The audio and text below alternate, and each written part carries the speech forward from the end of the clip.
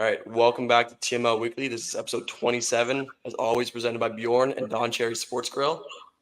Playoffs are coming up soon, so we got lots to talk about. But I'm going to start off with a new signing by the Leafs, Nicholas Mattinen. He's signed him to a 1-year deal, 2-way. He's 6'5", 224 pounds, 26-year-old defenseman, born in Ottawa. Right shot defenseman too, which is key. He was named the DEL Player of the Year recently, which is the top German league. And he had 46 points in 52 games. Leafs actually drafted him back in 2016, the Matthews draft. 6th round, 179th overall. You guys have any thoughts on that? Yeah, you know what? That's a good league. For those of you that don't follow the European product, the DEL over the last 15 to 20 years, if you look at any roster, there's several, ex-NHLers, and not at the end of their career, guys that were marginal guys that are up and down between the minors and the show, and they go over there and get a guaranteed $350 instead of the $75 they're making in the A. It's a good league. It's fast. The ice is bigger. He's going to have some adjusting to do, and the Marlies is a great spot. Like I just said off the air, and both of you agreed, you get a big right-handed defenseman that you invest in him. So now you see where the player development department with the Toronto Maple Leafs is, because you bring in a guy like that clearly can play. He's a defenseman of the year in the DEL. He can play hockey. He's got to figure out the North American, more so the size of the ice surface. As a defenseman, it's even more difficult. It's harder to go the other way for sure, because you got way more room to have somebody blow around you than you do over here. But what he's got to realize is you have less time and space to make decisions. Whether it's with the puck or without it, and the physicality is coming at you a lot heavier and faster. So, but yeah, you put him in the Marlies, for a couple of years, right? This is a real good thing. And you get the college kid that they signed, that they got from Carolina as well. So there's, two big right-handed shot defensemen that are mobile and can move the puck are probably the most valuable position in the National Hockey League. Let's face it, right? If you everybody needs them, and not too many people have them. So, kudos to Treliving to look at this. It's easy this time of the year too to get wrapped up in what you're doing, right? And I think as a criticism to Dubas, I think he didn't think like this, right? He was more focused on the trade deadline, and now wrapped up in what the lineups. I don't think Treliving really cares, and I don't think he's micromanaging Keefe enough, or as much as Dubas did. And he's saying, my job is to build the team and make it better and sustain this for a long time. And to be thinking about that, and getting these signings done, a week before the playoffs is fantastic, right? Finding these guys that don't cost you any assets to get. These are the type of players that can change the face of a franchise if they come over here and they, a guy like him comes over here and figures it out. And I mean, tremendous. I love it. Where were you, Johnny? I mean, he's like at 26, he's not a kid, right? So he's got some development under him already.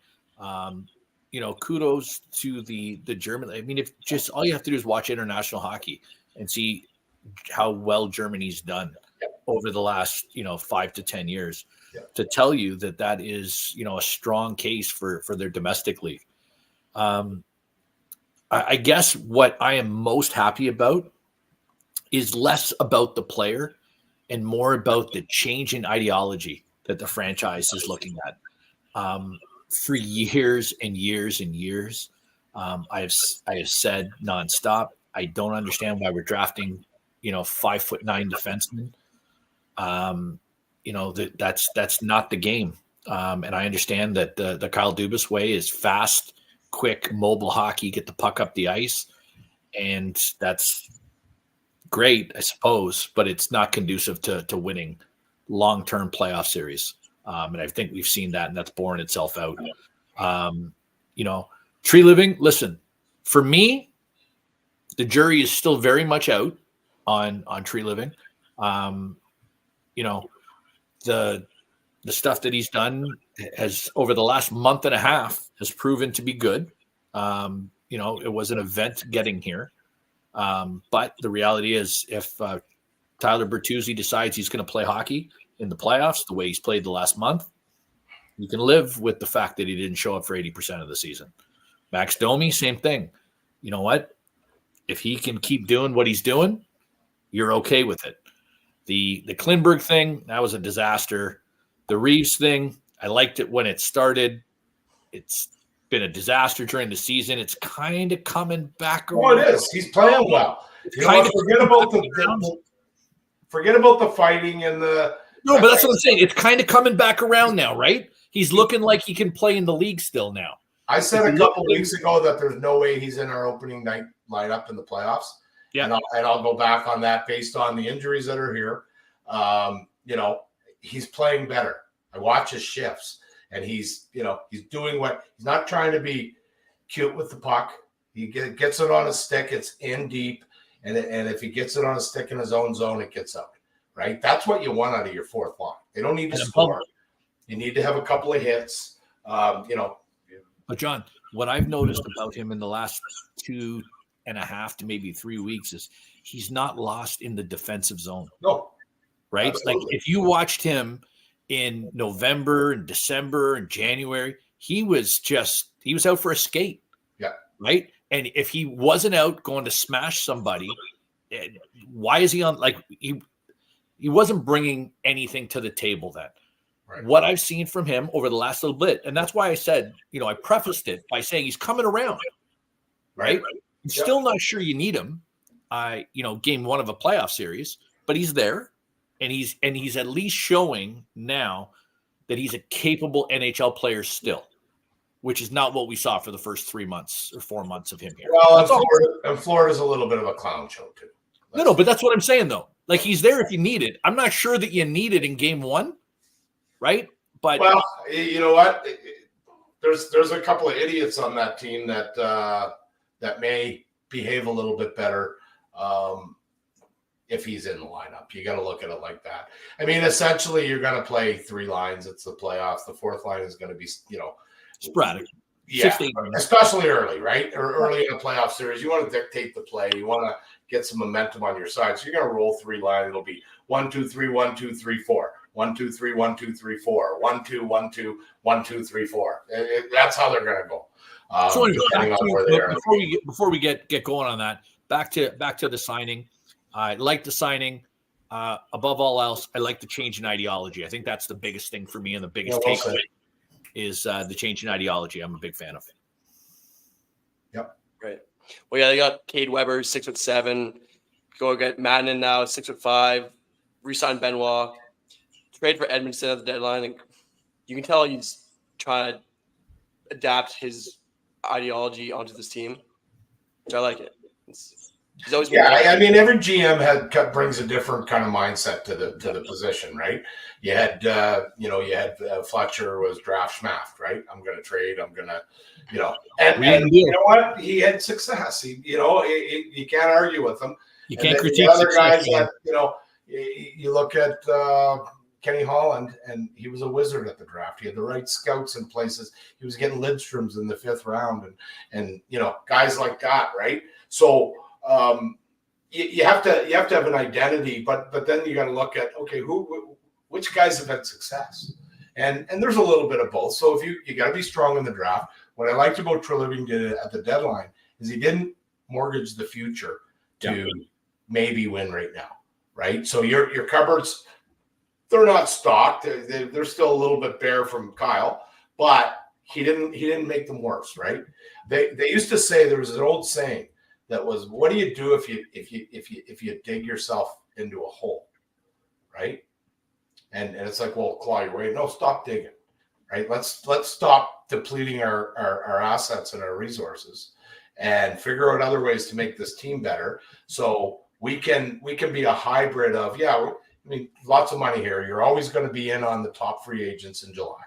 Every single guy that's out there, if it's a fit in Toronto, Toronto will be in on it. The money's there. It's, the pressure from the media and the fan group, blah, blah, blah, blah, blah, right? But you have to draft players too. You have to have those assets. And then, when you're real close, you can move them around. But there's a reason. I would have, as a GM, I would say, okay, here's what I want. I want 7 picks every year.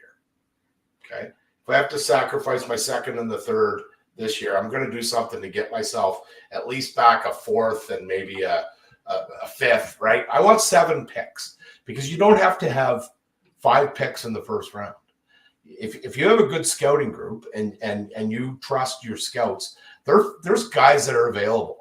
If you have the looking, right? I mean, if you looked at the year that the Cowan kid had, right? Whoever scouting the OHL for Toronto did a really, really good job because he wasn't rated in the first round. I think he was like a mid-second round by CSV. I thought he was the 3rd round. Yeah, or maybe even. Yeah. There's a couple lists. But anyway, so they scoop him 27, right? If he had the year that he had this year and still having the year before, yeah, he's not McDavid or Bedard or Mitchkov, but he's probably 3. He's top 5 for sure. Yeah. So they got him at 27. He's probably playing in the NHL next year. Okay, so there's only the only thing that I want to say about that, John, and I don't disagree with anything that you're saying, but I hear this all the time from Maple Leafs fans about trading away your first round pick and this and that. I think people get lost maybe in the translation because for years we didn't make the playoffs, right? And we were always so fixated on the draft, and we'd get a first round pick and we'd miss, and we get a first round pick and we'd miss. I'm talking prior to the Matthews run that we're on. You haven't missed much. No, but follow my point though. Once you're out of the rebuilding stage and you are into a legitimate Stanley Cup contending team and you're in a window, okay, your draft picks become capital. That's like extra cash for you to be able to spend. Sure. And if you can't look at your picks in the same way you would if you were Arizona right now. Arizona's hoarding picks because they need to get good players. They need to hit on those picks. Yeah. We're already in the window. We're trying to win now. Sure. A kid that you're drafting in the first round that's going to play maybe 3 years from now doesn't help you now. And if you can get a guy at the trade, so I'm not disagreeing with you. I'm only saying for those people that watch us and go, you know what, the Leafs just trade everybody and you're trying to win. Yeah. And in order to try and win, you've got to give something. And you know what? It hasn't worked out. But if it had worked out, nobody would have said a peep. Right. Yeah, no, well said. And I mean, it's just nice. It's refreshing, right? That you see kind of a path, right? It's not just like, if we don't win this year, we're screwed. We get no draft picks next year, blah, blah. Now he didn't get rid of that. And we've got some players. We got guys coming. And we got guys coming. These 2 kids that are coming in, to me, right now could be way more valuable than a first round pick each because of the upside that they have with their size and their ability, right? So there's Minton, there's Cowan, and listen, let's not forget Matthew Nyes is a rookie. Right. Yeah. Nick Robertson is still relatively young. So I mean, so are Matthews Moore and Nylander too. Yeah, but I mean, that's the whole point though. It's not like the cupboard is like we have nobody, right? There are people in the system. There are people that are coming. We held on. And so everybody wants to be critical of Brandon Shanahan. And listen, there's lots of reasons to be critical of Brandon Shanahan. Him not allowing him to trade Matthew Nyes may go down as the best move Brandon Shanahan's made. Oh, for sure. Yeah. Hey, guys, we're just going to pause for a shout out to our sponsors here, okay? 15. Special shout out to our sponsors, of course, Don Cherry Sports Grill and Bjorn Hockey. What do we got up now, Nolan? I was just going to ask you guys, do you guys think the Leafs should sit guys out the last 2 games of the year? They have Florida on Tuesday, Tampa Wednesday. And you're likely looking down a Florida first round matchup. playing Matthews, Marner, Nylander, it kind of lets Florida take free shots on them before the playoffs. What do you guys think? I could go either way on it, right? I get it. But you're playing two teams that you could potentially be playing, right? I always believe that any matchup against somebody that you're going to play is important because it's, I don't know, it's a tone setting or it's a mindset or whatever. So familiarity. So if these guys are healthy, and especially that you got Nylander chasing 100, big story for him and his career. You got Matthews obviously about to do something real special if he just pots one. Here's my thought with Matthews. I'll speak about him specifically. I play Matthews tomorrow night. Where is it? Florida first or Tampa? Florida first. Yeah. So I play Matthew tomorrow night against Matthews against Florida. Matthews gets 70 or 71. I don't think he plays against Tampa. I think he would be one I'd keep out. I'd keep Marner in just based on him being out for a while, and you need to keep the reps there. And I would bring up anybody from the Toronto Marlboros that can handle themselves physically, and I would insert a couple of those guys in the lineup, especially in the Florida game. So for me, listen, I think with Matthews where he is, it would be unconscionable not to play Austin Matthews. Do I put it above? I mean, it's too big of a story. We're not talking about 50. No, right? that's you're talking about if he gets 70, he's probably going to win MVP, right? Yeah, and he's going to be sour if he gets scratched without his own permission. Do you know what I mean? So I think there would be again, Sheldon Keefe's the coach. Would it surprise me if he did it? Probably not. So Matthews absolutely has got to play against Florida. Against Florida, if he scores against Florida and he gets the number, then he's not playing against Tampa. If he doesn't score against Florida, he's playing against Tampa. I agree. That's what I think. If he scores in the first period against Florida, you just yank him from the game. And he probably sits. He probably sits for the remainder. Yeah, not going to play much. It's not going to play much. Power play time, and that's about it. And he's not going to be out there against Kachuk and some of these idiots that they have that could run around a little bit. You need to insulate your best players at this point. So matchups would be. It's tougher because you're down there, but I mean, who's the guy? Is it Cousins? Nick Cousins? Oh, he had a rough one the other night. Or Bennett? Yeah, well, Bennett's an honest idiot. He's tough though. He's not dirty, Bennett. Right. The Cousins is an idiet. He's dirty. He's a cheap shot. He'll run you from behind. That kind of stuff, right? That's the guy I worry about. Bennett's an honest hockey player, and Kachuk for the most part. Kachuk's not going to run Austin Matthews or Mitch Marner. He's just not. I don't see him. Bennett, they would hit them within but they're not going to come in with a flying elbow like this Cousins kid, right? He's the one that I'd be worried about them playing against.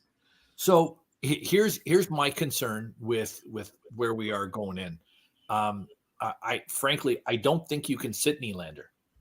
I'm going to throw the 100-point thing out the window. Right. Listen, is it going to be great? Yeah, all that good stuff. William Nylander's got 1 goal in 10 games. Yeah. And if I don't know if you guys watched that game against Detroit on Saturday night. I didn't. I could I'm see it, honest, but I didn't watch it. I'm going to be honest. That was the most disengaged I have seen William Nylander play defensively, and I can't tell you how long.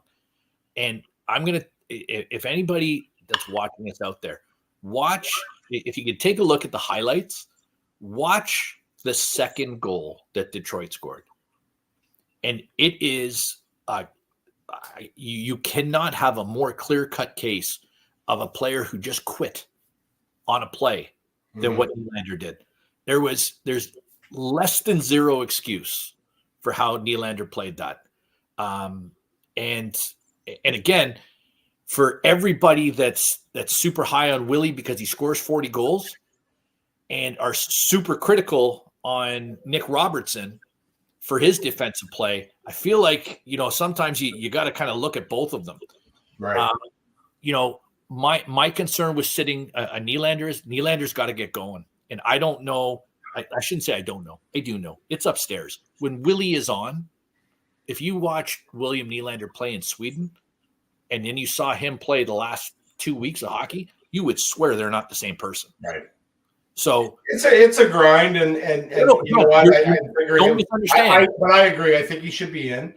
Don't misunderstand my point. And then the other one who I think absolutely has to be in, because bar none, going into this playoffs, okay, the most important person for the Toronto Maple Leafs going into this playoffs is Mitch Marner. Mitch Marner has to be. And I'm telling you, bar none, Mitch Marner has to be a 1 or 1A player on both teams in this playoff for the Leafs to win. If he's not, if Mitch Marner does what we've seen from Mitch Marner in the last few playoff runs, we're in trouble in River City. I think he's going to be good. I think he's a free agent, but this is a big money thing for Mitch Marner now. Absolutely. Right? And so he's got to come out and he's got to be that guy. Mm-hmm. And so, him again, I don't think you can sit him because I think he's got to have that feel going into the playoffs. Oh yeah. You know what I mean? He's been out. He's been out for 8 or 10 games. But that's what I'm saying though. He's got to have the guys like Mitch need that touchy-feely and, feel like they're in the game and feel the puck and get the puck on the stick and move around and have that freedom. And I don't think stopping and starting and then sitting them and then expecting them to go again is the right play. Just my take. Yeah, no, I don't disagree. We're agreeing on way too much going on. Okay, we got to stop this. Yeah, this is not normal. Screwed everything up. So from Nylander, moving on to another player that's struggling right now. Samsonov's last 2 games, he has a 5.5 goals against average and a .788 save percentage. Is that cause for concern heading into the playoffs, or just no? Yeah, to me, it's again, you have other options. I don't look at these are the dog days of the season, right? You're in, you're not, your spot's not moving. You're going to be 3, right? So whatever Florida and Boston do is I'm not worried. You got Detroit that's playing desperate. You got all these teams that are trying to get in that you're playing right now. I'm not worried. Like I said, you got 3 goalies. I don't know who's gonna. I know who's gonna start game 1, and it'll be Samsonov. But I don't know who's gonna start the last one, and it could be the other 2 guys. Maybe Matt Murray. Could be. Yeah, absolutely. He's the one that won, right? Okay, so to me, this is flashing red lights. Okay. And here's why it's flashing red lights. If I hear somebody else talk to me about the great recovery of Sam, and listen, I'm not going to knock Ilya Samsonov too hard. It is a great recovery from where he was. The fact that he's even back and competing and doing things at the level he is to be commended. Okay. I think that, from a mental health capacity and the work that he's done and put in, I think that's great. At the same point in time, I also think it's pro sports. And the reality is, how many times have the Leafs won games 5-4, 6-3, 6-4? Ilya Samsonov gives up 4 goals way, way too many nights. Now, granted, he has made that one save, and at the end of the day, that's all that matters. Yeah. He's made that one save that'll hold you in a game, that'll allow you to get that 5th goal. Yeah. So there is that. And that's fine, regular season-ish. Okay, but that dog does not hunt in the playoffs. And if we get into a situation where we're playing Bobrovsky and Bobrovsky's on and we're giving up 4 a night, doesn't matter, right? So Martin Jones hasn't played since before the trade deadline. Joseph Woll has sat for the last 5 games. And to be fair, Joseph Woll hasn't been lighting it up either. But, I mean, the coach has been very clear on who he's betting his money on. The only thing that I will say with that is, if it was me, when I think it was the New Jersey game, where he gave up that 5 or 6 goals and just he didn't have it. Like it was clear in the first period, 3 goals on 5 shots or something. He didn't have it. And it was Kara that said to me, she was watching the game with me and she said to me, Dad, he's not going to pull him because if he does, he's going to fall apart on the bench. Yeah, good point. Yeah. And I never thought about it like that. And that kind of worried me where I thought, are we leaving him in because we're worried about the fragility of his play? And then does he start to know that? And then does that have a trickle down effect? So all the good stuff that's built up, do we lose it now? I don't know. The goaltending is going to be irrelevant if this team doesn't play the right way. It doesn't matter who's in net; they're going to lose. Fair. If they play the right way, it doesn't matter who's in net; they're going to win. Right? They're NHL goalies. They're NHL goalies. You have to limit chances, keep the shots from outside, clear the front of the net. You know, all the basic things that any hockey club needs to do to be successful. The person that's in that net, as long as it's a National Hockey League goaltender, I don't care. I really don't. They can start Martin Jones on opening night. If the team doesn't play the right way, they're not going to be successful. And that comes from the guys in front of them, right? In December, Ilya Samsonov was not an NHL goalie. Right? Yeah. And Martin Jones hasn't played in 3 weeks, but he could go in and roll. Listen to my point, though. But listen to my point, though. So if we agree that 3 months ago, the entire league went, nah, I want nothing to do with this. This is a gong show. Okay? Yep. Now he's come back and he's shown flashes. Don't get me wrong. He's been good in very limited spots. But on many nights, the record is great. Record is fantastic. I look at it like a starting pitcher almost, though. You can be 15-4, but have an ERA of 5 doesn't make you a good pitcher. Right? He's 18-3 or 18-4 since he's come back, but he's still given up an awful lot of games with 4 and 5 goals. All I'm saying is it's very difficult. I'm not telling anybody that's watching this anything they don't know. It is extremely hard in the National Hockey League playoffs to win games giving up 4 goals a night. And in the playoffs, it gets tighter, it gets harder, and the margin for error is smaller and smaller. I get it, and you're right, John, and I agree with you. If we play the correct way defensively and we're responsible and all of that good stuff, that helps. That absolutely helps and puts us in a significantly better position. But if the goaltending is subpar,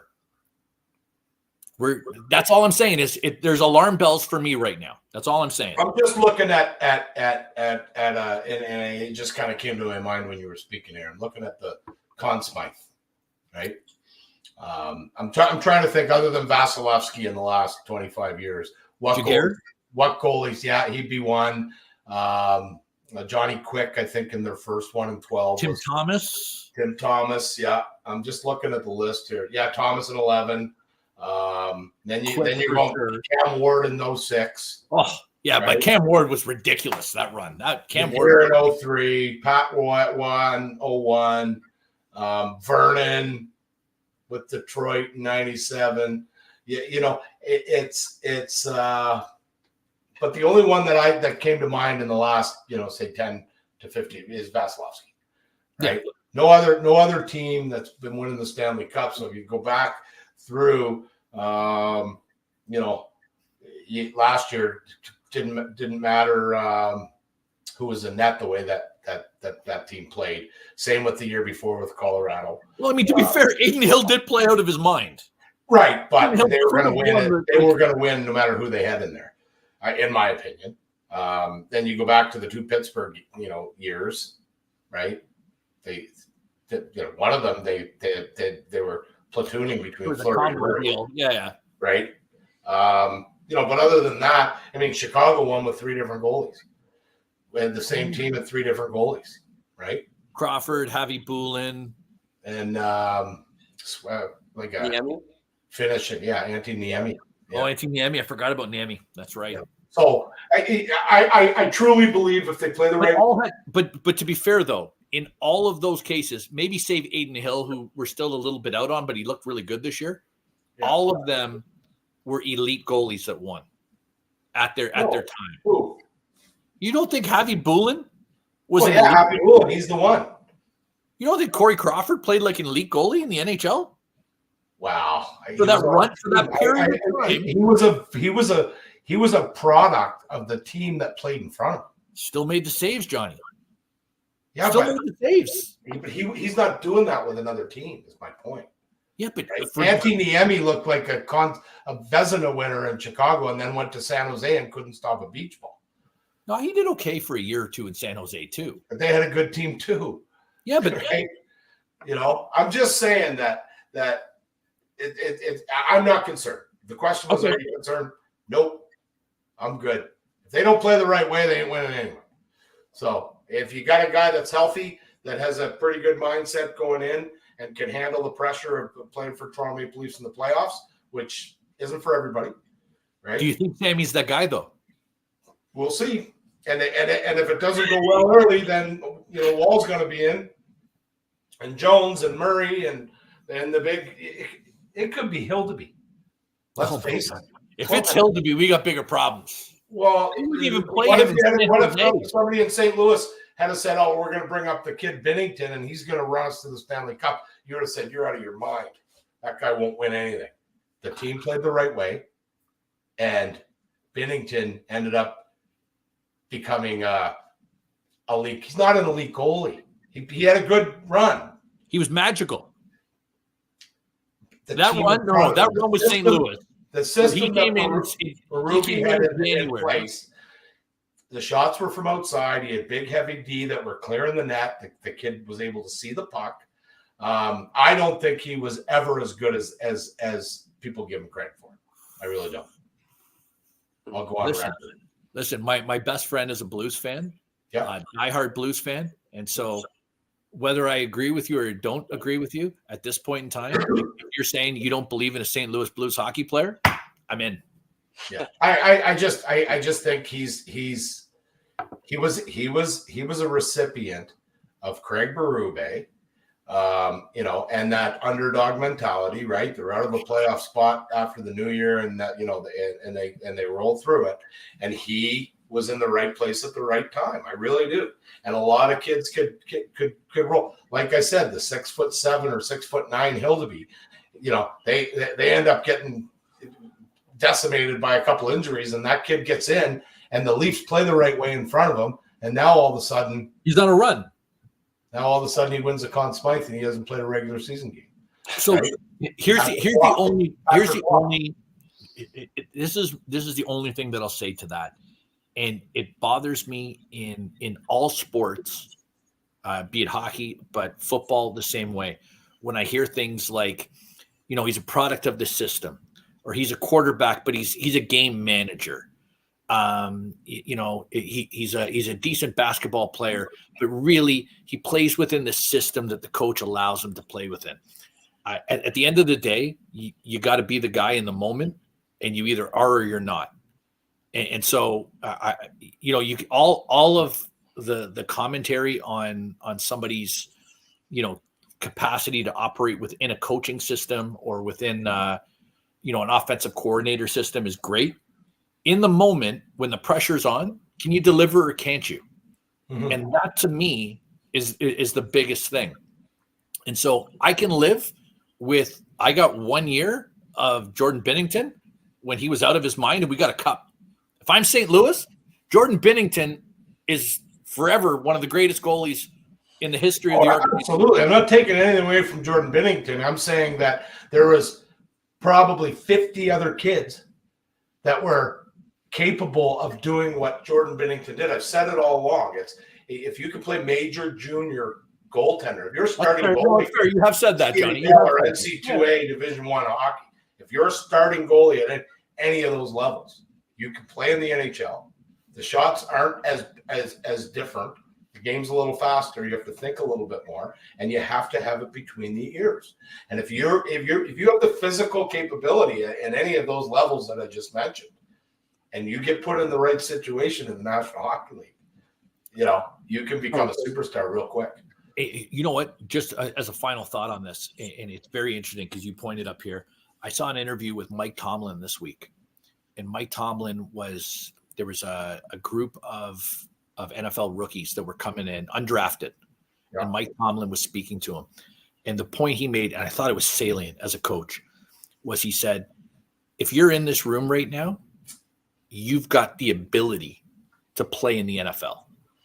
If you're here, you've got the ability. He was like, I see guys every day that have ability. Do you have the willpower? Do you have the want to be able to do it? Because just because you've got God-given ability does not mean you're going to want to do what it takes. And I thought, like, listen, I'm not a Pittsburgh Steelers fan, but I love Mike Tomlin as a coach. Right. I think as a coach, that's a guy I would go through a wall for. Mm-hmm. And I heard that from him today. And it's funny when you were talking about having it between the ears and have the skill set and be able to do it. I thought, boy, does that quote not ring true? And you can pick it in any sport.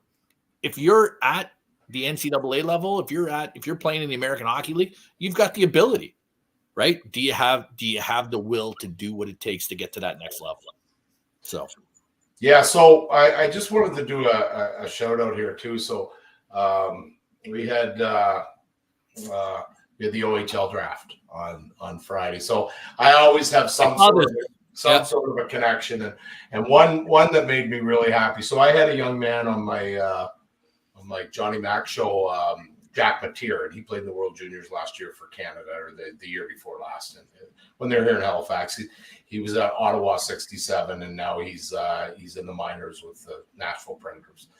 So his cousin, who I know the dad and the uncle. So the uncle Mike Mateer, his boy, he went in 181st. So they're from Thorold. He plays for Niagara North, major bantam or minor midget or whatever it is at the draft year. At 15 years old. So he got drafted by the Niagara Ice Dogs. So he's from Thorold.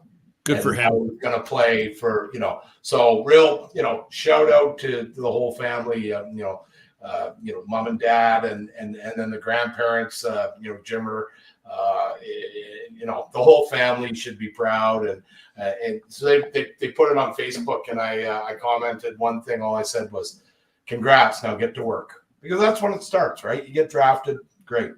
Somebody believes you got a ticket. Now you have to be the guy that forces your way into that lineup.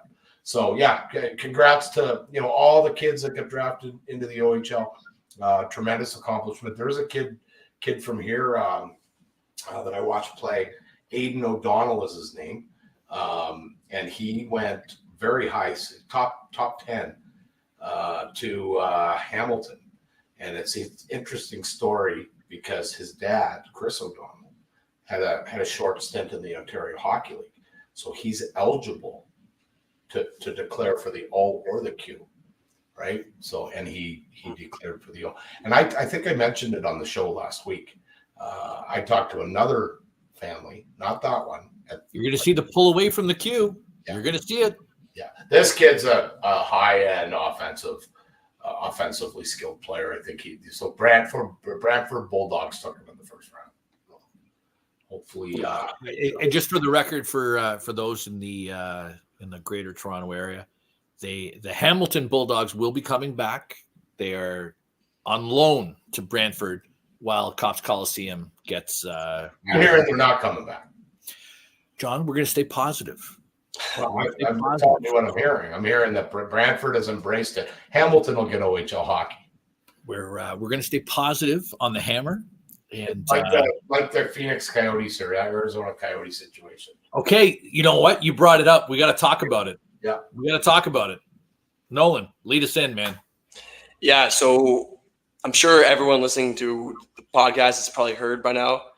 The Arizona Coyotes, the whole situation that's been going on recently. It sounds like they're moving to Salt Lake City in Utah.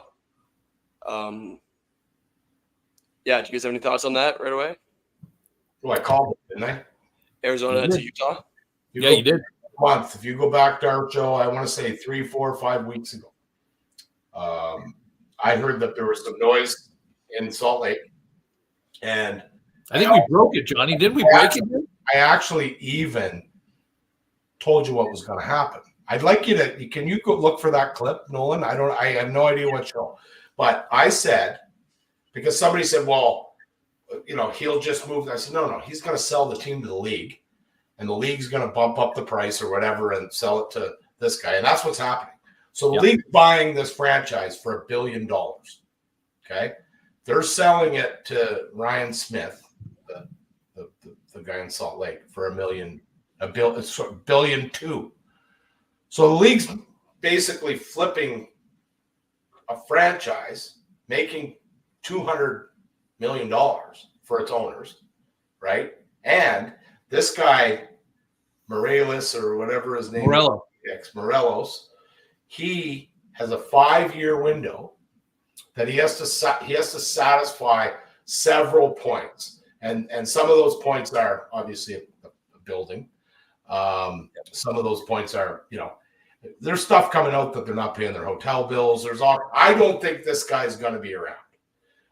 But this is Gary Bettman's way of saying, okay.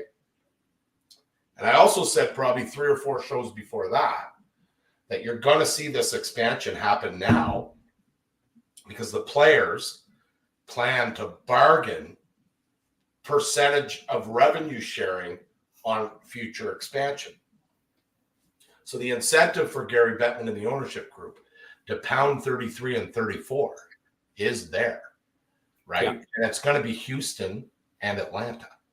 And I think it's sooner than you think. The deal will be done with both of those cities as 33 and 34, along with Salt Lake.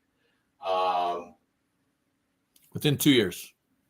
Oh, I think the deal will be done this summer, and I think they're playing within 2 years. That's what I'm saying. I agree with you. No, I agree with you. Yeah. So, and that gives him, because there's nothing in the bargaining agreement that there's zero verbiage whatsoever that the players get anything. So do it now. You're not going to go to 36. 34 is going to be the limit, or you're going to start worrying about watering down the product, right? 33 and 34 is going to water down the product. There's, it will affect, but not as much as 35 and 36. There's enough good players out there right now. If you look at, the best players that aren't playing in the NHL, I can find 50 or 60 guys that could play in the NHL. Nick Robertson might have a full-time role. Oh, I think he'll have it in a 32 league NHL. Hey, if we had a real coach, he'd be playing on a regular basis. Yeah. Also with the expansion too, I think it would damage the playoffs because right now it's 32 teams, 16 make it. So it's only half the league making the playoffs. If you go to 34, you have less. Yeah, you're going to see that. You're going to see that come. There's going to be expanded. You do an NBA play-in. You do there's lots of things that you can do. I don't mind it playing. No, I want to see them go to. I'd like to see them honestly. 1 to 18. Yeah, or if you take 18 teams, or you could almost really make a case for putting 20 teams in the playoffs and a couple then do a bye for if you win your division, you get a bye in the first round, you just go right into the second. Yeah, but then when your 8 East and your 8 West teams are settled, 1 to 8, 2 to 7, 3 to 6. Forget this wild card stuff. It's not fair. It's not fair. If you watched, anybody is saying that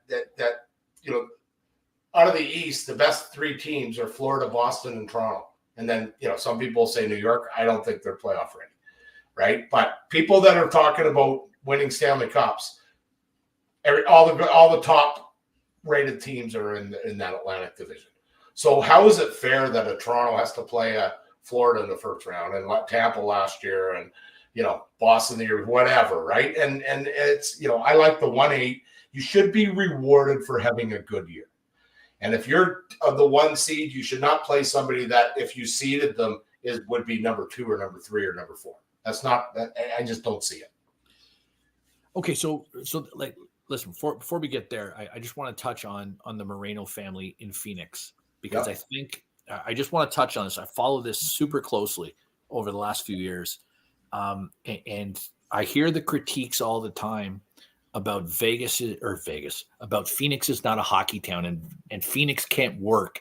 And listen, if you understood the development of minor hockey in the Phoenix, Arizona area. Phoenix has no problem existing as an NHL franchise. What Phoenix has a problem with, and what Arizona's had a problem with, is having an arena, and having an arena that is built and is hockey ready. The Phoenix Suns own their own arena. It's a basketball arena. They can't play in Phoenix's building because the ownership for Phoenix is charging them up the wazoo. It's not, if you don't think it's profitable right now playing at Arizona State, you should see what the Phoenix Suns owners wanted. Yeah. Have That's them. who I'd be talking to if I was Bettman. I'd get rid of the Morelos family and I'd go right to that owner and say, we'll give you a sweetheart deal. You know, and so all I'm telling cost you $200 million to fix your building. We'll take that off the price, but we want hockey in the desert. So my understanding here is that if there's a land purchase auction that is coming up, I want to say the end of June, and it's a quiet bid or a silent bid auction, and if the Morello family wins that auction, effectively what it's going to allow them to do is to put up their own entertainment district, et cetera, insert all the fun things here. If they do that, if they win that, and if they get that, the NHL then already has an agreement in place with them to have Phoenix come back in to the league within a 5-year period. Already done. And so then you've got another $1 billion that you're bringing back into the league. So you just moved this team for 1.3 to Utah. You've got this one coming in for $1 billion, and you've got 2 possible expansions in Houston, and you've got 2 possible, or Houston and Atlanta again. And again, for all you people that are saying that it's the 3rd time in Atlanta and Atlanta doesn't work, understand the economics of hockey, understand the television market, understand the building, understand revenue, and you will change your opinion on your position with Atlanta. You just hockey. ticked off every box. I know. ESPN or an ABC or an NBC needs. 100%. Yeah. And so because listen, we're all on the same social networks. We all see the stuff. London should have a team. Hamilton should have a team. If you're watching us, there will be no other teams in Canada. We are maxed out. Less. There may be less. Well, and listen, and so it was something I texted you guys today. I watched an interview with Mark Chipman there from True North in Winnipeg. Yep. And he made the point of when the franchise was brought over from Atlanta. And just to give, for people who don't follow the economics of hockey, when Winnipeg bought the franchise from Atlanta, it went for $170 million. That was about 12 years ago, 13 years ago. Here we are 13 years later, and it's going from Phoenix to Utah for $1.3 billion. If you don't understand how valuable Gary Bettman is to the NHL and to that ownership group, $170 million a franchise to $1.3 billion. It's the only numbers you need to know. Well, and if you want to add to the Winnipeg story, and this is why they're in the situation that they are. If you look back to what the dollar was, right? The comparison between the U.S. and the Canadian dollar, when they purchased that franchise and moved it from Atlanta to Winnipeg, it was almost par, right? It was 97 cents or something like that. Now it's 68 or, back to where traditionally is. And that, it may not seem it's not a lot when I go down there and I want to buy a pair of jeans for my kid, when we're cross-border shopping. That 67% or 72 or whatever the number isn't relevant, right? But when you're paying guys $6, $8, $10, $12 million a year, right? US, it's a lot of money. When your ticket revenue is coming in Canadian and Johnny, it is the NHL above all other leagues is still a gate-driven league. Yeah, absolutely. A lot of people don't understand that. It's very much a gate-driven league. And on top of that, the key thing that I wanted to touch on just briefly here was for Winnipeg. Winnipeg is in, they're going to be in tough against Colorado in this run. Like that's a bad draw. But for a team that wasn't expected to make the playoffs, Chipman has said basically, we cannot be a cap team if we're at 9,000 season ticket holders. if the Winnipeg community gets behind us and takes us back to 13.5, we have no problem spending to the cap and being a cap team. But they're currently at 9,000. Yeah, That's a problem. That is a problem. It's the economy. It's there. Trust me. There's people in Winnipeg that would love to go to hockey games. I understand. But the point I'm making here is 9,000 fans in the smallest market in the NHL by about half. They're about half of what Buffalo is. Yeah. Right? Like, it's a problem. And anyways, long story short was the point he was making was revenue sharing and salary cap. If it weren't for those two things, maybe not 3/4, but he said about a quarter of the league wouldn't be able to survive. So for everybody, like, I think it's just sometimes it's important because we let emotions get involved sometimes and people spout things off. I think sometimes it's good just to correct the record factually so that people understand what the economics of the game are and how that actually affects the teams that we cheer for. That's all. Oh, absolutely. Well said. All right, let's wrap up. What do we got, Nolan? We're going to talk about lines in the playoffs and make a prediction? Yep, exactly that. So McMahon and Domi both set to miss the final 2 games of the year. Yarncroke remains day-to-day. He's traveling with the team now, but he's uncertain for game 1. Assuming everyone's healthy, what do you guys see for the lineups opening night? Well, I like a top 9, as we've discussed. I agree. Matthews, Marner, Nylander. I'm not even going to talk about lines. And just these are the 9 guys that I want to be able to roll as a top 9. So Bertuzzi, Domi, Marner, Matthews, Nylander, JT, Nyes, probably McMahon, Robertson, and then on the fourth line you've got Yarncroc. You got 6 options: Yarncroc, Cam, Stewart, Reeves, Gregor, right? That's what I see. But we'll see, right? Ideally, the only one I think isn't going 100% or ready for opening night would be, there's 2. So Yarncroc and McMahon is the one that may not go. I have no concern about Domi. I think he'd play tonight if he could. He was the one that was telling them that he's fine. They said, no, hold it. Let's give you a couple. If it was a playoff game, he'd be playing. He was fighting the other night, right? He's fine. Edmondson. And then on the back end, Edmondson, they should have 8 or 9 available for the back end, no? Yeah. They will. Yeah. So, I mean, that's going to be a tough one. We were talking there, is TJ Brody in? I think it's a coin flip. I think his experience is valuable. His he's played a lot of playoff games. So what do you figure, him or who, Liljegren? So, okay, yeah. So not surprisingly, I have a little bit of a different opinion than John does on the line combos. I think the first line you don't touch. Bertuzzi and Domi have found a home there with Matthews, and he seems to score every game. So I don't think you change that. I fundamentally, in my heart of hearts, believe that John Tavares is the most successful at this stage in his career playing against third line opposition. I think he's a third line player. I think he should be centering the third line. And I think that third line should be probably Nyes and Robertson. I think they had great success. If you're keeping Domi on the first line, who do you have second line center? Yarncroc. Or the other side of the equation is, and again, I go back to the coach, and I just don't believe he's got it.